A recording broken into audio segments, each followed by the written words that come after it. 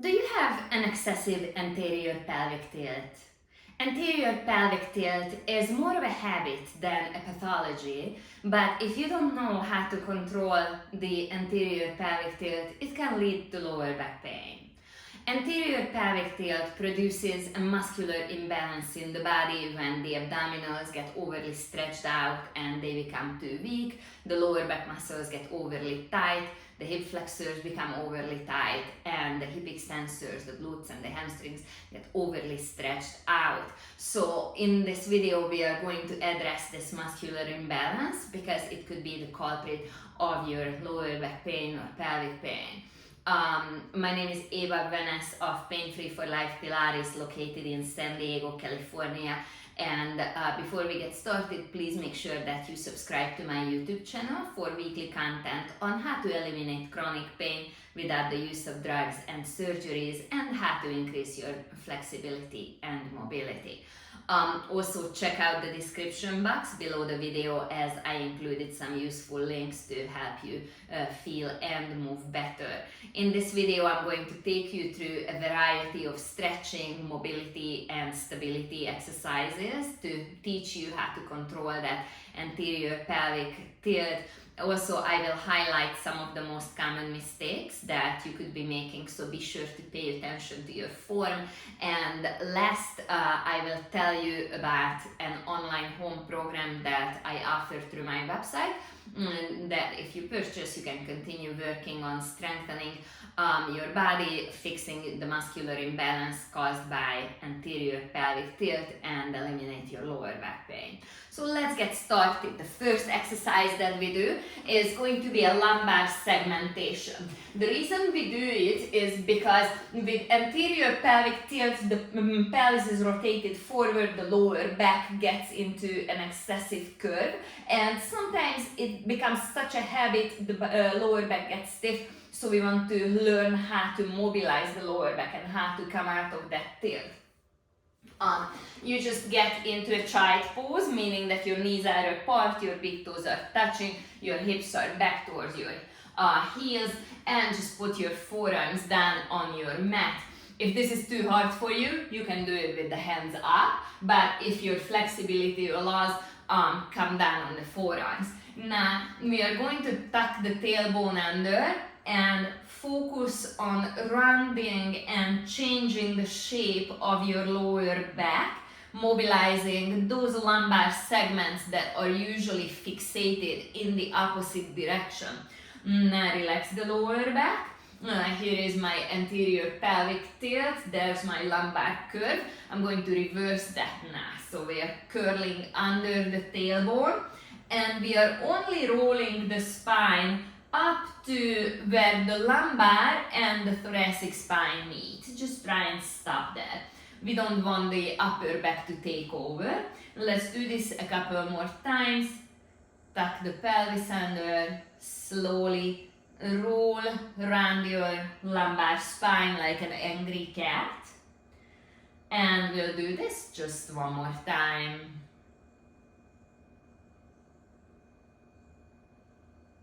Okay, for the next exercise, we are going to lay down on our back.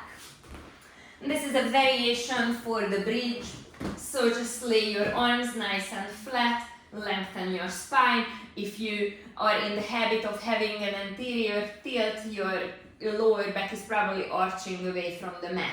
So just try and drop your back a little bit, bring it closer to the mat. That will put you into more of a neutral spine position. And then tuck your pelvis under, pull your belly button up towards the base of the rib cage, feel the pubic bone rolling up towards the belly button. And then relax the back, take an inhale.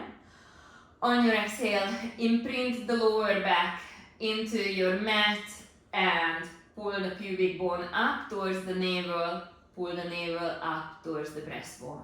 And relax. Let's do this 3 more times. Curl under, flex your lumbar spine. That will bring you out of that anterior pelvic tilt. And it will strengthen your overly stretched abdominal muscles. Let's do it one more time. Now continue with that pelvic curl and roll up into a bridge. Go ahead and exaggerate your curve. Put a big arch into your back. Then fix that curve, fix that arch. Pull in the rib cage a little bit. Pull in your navel, flatten your stomach as opposed to pushing it up towards the ceiling. That will adjust the curve in your back. And roll back down. Now repeat it again. Tuck your pelvis under. Roll up. Go take it to an exaggerated curve. And bring it back down to a neutral curve. Try and get used to where that neutral curve is. And roll back down. Let's do one more repetition. Roll up. Take it to the big curve. Then pull in your tummy. Lessen the curve in your lower back. Now hold that bridge. See if you could walk your feet a little bit forward without changing the curve in the lower back. Then walk the feet back without changing the curve in the lower back. Let's do this a couple more times. Right foot takes a small step forward. Then it receives the weight. The lower back is stable. Then the left foot steps out. And let's walk it back. Bring in the right foot. Stabilize the curve. Stabilize the hips. Walk in the left foot. And roll down the spine, focusing on mobilizing those lumbar segments that are usually stuck in anterior tilt. Okay? Then let's come up on our knees for some thigh stretches. Straighten out your body, and if you can see yourself in the mirror, go ahead and do that. Be sure that your body is perfectly stacked up as opposed to the pelvis rotating forward and the lower back arching. So just bring the hips a little bit more under your ribcage. Put your hands on your outer thighs. And then go ahead and hinge your body back. Try and draw in your tummy. Feel a nice deep stretch in the front of your thighs. Let's do this a couple more times and make sure that you're holding on to that neutral curve. Don't let your lower back go into the usual arch. And just one more time. Now let's do a plank, which is a great exercise to strengthen all those muscles that get weak with an anterior tilt. So you're just going to put your right leg back. First, let your back sink in. Feel the anterior tilt. And then lift your stomach. Engage that hip. Don't let your lower back collapse and fall as you step back into a plank. If this doesn't bother your back, you can let your lower back sag for a second, just enough so you make a correction. Let the lower back drop, then suck your tummy up and in.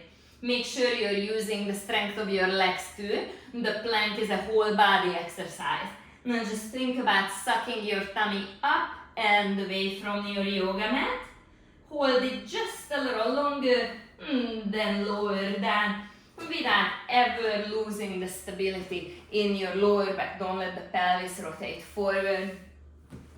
I hope you enjoyed these exercises and now you're fired up to work more on your body, eliminate the anterior pelvic tilt, fix that habit and learn how to control the excessive movement in your lower back and in your pelvis. If you're ready for changing that habit, please visit my website at www.PainFreeForLifePilates.com and visit the shop tab. Purchase either the core program or the lower back and sciatica program. Either one will be a great fit for you. These programs contain 40 plus corrective healing and strengthening exercises that will help you strengthen the muscles affected by anterior pelvic tilt, and they will also help you eliminate your sciatica or lower back pain. If you would like more personalized guidance and you would like to work with me, visit my website and sign up for a free 15-minute phone consultation so I can learn more about you and we can get things rolling. And while on my website, be sure to sign up for my weekly newsletter so you get notified when new YouTube videos get released. For more great video tips on how to eliminate chronic pain without the use of drugs and surgeries, and how to increase your strength, flexibility, and mobility, visit my YouTube channel and check out my playlists. Thank you for joining me today.